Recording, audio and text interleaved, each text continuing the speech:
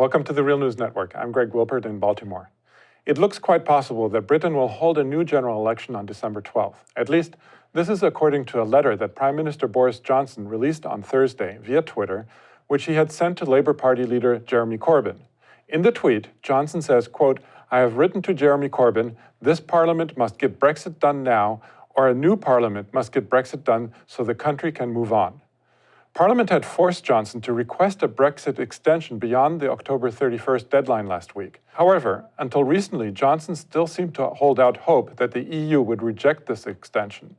Here's what he told Parliament on Wednesday. I think it would still be very much in the best interest of this country and of democracy to get Brexit done by October the 31st.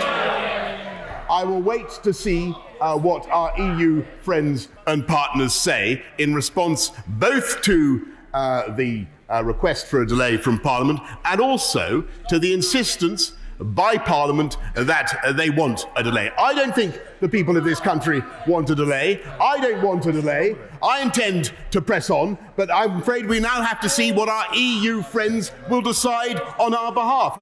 On Thursday, though, Johnson told the BBC that if Parliament, quote, want more time to study this excellent Brexit deal, they can have it, but they have to agree to a general election on 12 December.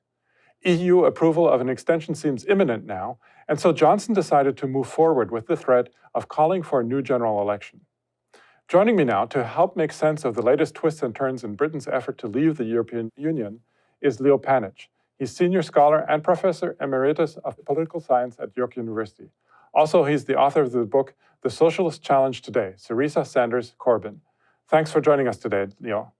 Hi, Greg. Glad to be here. So let's start with the latest development. It seems that there will be a new parliamentary election in Britain on December 12th. This is not a done deal, though, since a two-thirds majority is required for new elections. But according to some estimates, there might be enough Labour votes for such a thing. And if that were to happen, then the motion would actually pass. What do you think will happen? And if so, how does it look for Labour? They're currently behind in the polls with 25% support compared to the Conservatives, which according to the latest poll have 35% support. Well, it has been Labour's position. It was endorsed at the Labour Party conference that they want a general election rather than another referendum, which a lot of the centre-right Labour MPs and the Liberal Democrats are calling for. So that is their policy. What they have been reluctant to do, however, is to have a general election in the context of the danger that Johnson's or indeed May's deal before would go through. So it really now depends on whether they judge that the effect of having this election on December 12th would be for the Johnson deal to be suspended or indeed to be attempted to pass through Parliament without sufficient scrutiny or amendment. And that would then lead them, I think, not to support the call for an election this December. That would, as you indicate, also reflect the current state of the polls. The crucial thing for Labour is to get the social issue, the vast inequality on the agenda, again in Britain, as they did back in 2017, when Corbyn managed to secure the largest increase in Labour vote since 1945. The crucial thing is to be able to get them to shift away from a country that is blinded by Brexit, but desperately does want this vastly unequal and irrational capitalism, at least tamed, if not transformed. Now, assuming that there is an extension and a new election, as I said, it's not clear at all. Does this mean that Parliament, do you think that Parliament will actually pass the new Brexit deal? And if so, what would that mean for the UK? No, I don't think, unless the Tories secure the vast majority, reintroduce the same deal, that Parliament will endorse this. The existing balance of forces in Parliament, because Corbyn did so well in the last election, is precisely one that does not allow it to be endorsed. They might pass the deal with amendments, and we've seen that Johnson, who doesn't have any principles whatsoever, as is obvious with what he's done with Northern Ireland. The Tories, after all, partitioned Northern Ireland a century ago, and now he's prepared to let that go in order to get his appalling deals through. I can't see that the existing parliament will endorse this. They might amend it. I think that might even be the preference of many Labour MPs, amended along the lines of the type of Brexit that the Corbyn-led Labour Party and the Union have been calling. What would these amendments include? And would that mean, would the EU approve them even? Because wouldn't it have to go back to the EU then? The EU much prefer, well, that's a good question, but the EU would much prefer them. Labour's position has been, and the EU has indicated to Corbyn that they preferred it way back when the crisis was going on under May last March. Labour's position has been that they want the closest possible relationship with the EU, and that would include the existing customs union, the existing system, in other words, of tariffs and regulations, together with the closest possible approximation to the single market, which has to do with services, etc., so long as it allowed some room for maneuver for a British government around capital movements and the movement of labor. And the movement of capital is above all the most important thing. The inability of a country to control the flow of capital in and out of the country means that it can't control the patterns of investment in the country. And that is why this is so crucially important.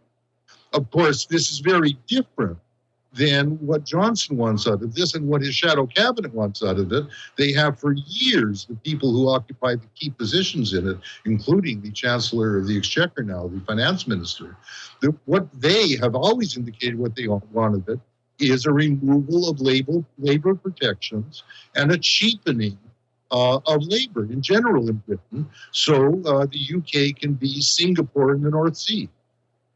Now, during a question and answer period on Wednesday in Parliament, Corbyn responded to some of the things that Johnson had said about the new Brexit deal.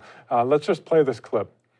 The Prime Minister unlawfully prorogued Parliament. Yeah. He said he would refuse to comply with the law. Yeah. He threw Northern Ireland under a bus and tried to prevent genuine democratic scrutiny and debate. He once said the whole withdrawal bill, as signed by the previous Prime Minister, is a terrible treaty. And yet this deal is even worse than that. Even if he's not that familiar with it, does the Prime Minister accept that Parliament should have the necessary time to improve on this worse than terrible treaty? Now, just as Corbyn is outlining there, it seemed for a while that Johnson has been committing a number of tactical mistakes that really should have had an impact on his ability to govern and his popularity. But as I mentioned earlier, he's still ahead in the polls, and he seems to be getting what he wanted after all. At least, it's possible in any case, although it's not guaranteed. So the question is, well, what can Labour actually do at this point to salvage the situation? You outlined some of those points earlier. I just wanted to go into a little bit more detail as to how they can turn the situation around. Yeah, that clip captures a lot, and so did your earlier one of Johnson. Johnson, like Trump, has a certain knack of speaking like the guy in the bar, in the tavern. And that, of course, has a great deal of appeal, especially to a certain stratum of male voters, male working class voters. Jeremy is very good at speaking to them as well on the stump when he meets them in their own milieu, when he speaks to rallies as he does so effectively. When he's standing there, as you could see in the House of Commons, because he's never primarily been someone who has seen himself as having, a parliamentarist career. He's been a campaigner. He's been an organizer. He's been a socialist educator. So for the most part, you see him there reading carefully the script that's been prepared, whereas Johnson is blustering away without looking down. And so that is what's captured by the media and on television. When an actual election happens, things are very different. Corbyn is not visible in these little snippets on the BBC in parliamentary behavior. He is seen then on an equal basis, actually in his milieu. And he was extremely good in the debates and extremely good on the stump in the previous election campaign.